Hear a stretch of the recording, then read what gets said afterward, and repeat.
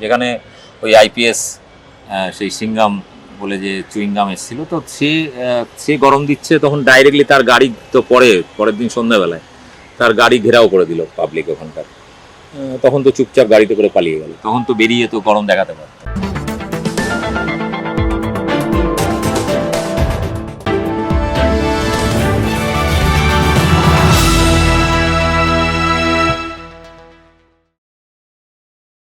দ্বিতীয় দফার নির্বাচনে নিজের চেনা মেজাজেই ধরা দিয়েছে ডায়মন্ড হারবার। বজবজ ফলতা সহ প্রায় ৭৭টি বুথে রিপোলিং এর দাবি তুলেছে বিজেপি। একাধিক বুথে ইভিএম মেশিনে কারসাজি করা হয়েছে বলে অভিযোগ। এদিকে যোগী রাজ্যের সিংঘামকে এনেও দমিয়ে রাখা গেল না তৃণমূলকে। খুব বেশি সক্রিয় না হলেও নিজের প্রভাব বুঝিয়ে দিয়েছেন জাহাঙ্গীর খান। আপাতত নজর থাকবে ভোটের ফলাফলের দিকে। এই ব্যাপারে বিস্তারিত জানতে ট্রু নিউজ বাংলা কথা বলল রাজনৈতিক বিশ্লেষক দীপক ব্যাপারীর সঙ্গে। দেখুন কি বলছেন তিনি। এই যে এই বুথগুলোর মধ্যে কি কতগুলো জাহাঙ্গীর খানের প্রভাবাধীন ছিল? পুরোটাই।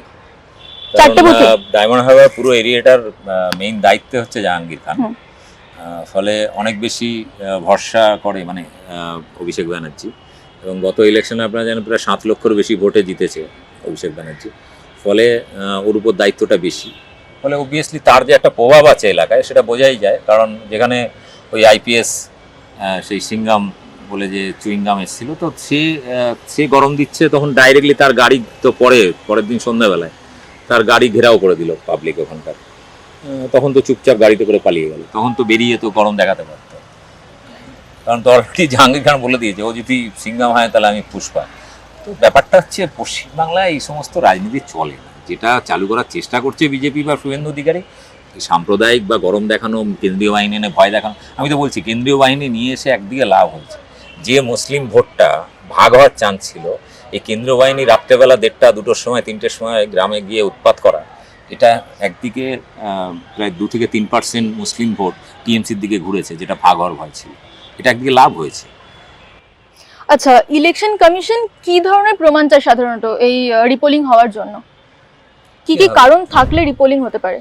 হতে পারে যে তোমার মেইন হচ্ছে বুথ দখল কোথাও হয়নি, ছাপ্পা ভোট, বা কোনো কারণে একাধিক মেশিন প্রবলেম করে গেল শেষ মুহূর্তে গিয়ে, এরকম নানা কারণ থাকে।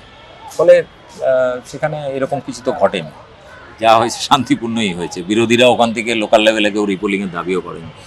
কলকাতায় বসে শুভেন্দু অধিকারী এগুলো করছে, কারণ ও জানে 4টেতে এমনি হেরে বসে আছে। আচ্ছা, নির্বাচন কমিশনের এই রিপোলিং এর যে সিদ্ধান্ত, সেটা কি অন্যান্য রাজনৈতিক দলকে চ্যালেঞ্জ করতে পারে? নির্বাচন কমিশনকে কেউ পাত্তাই দেয় না।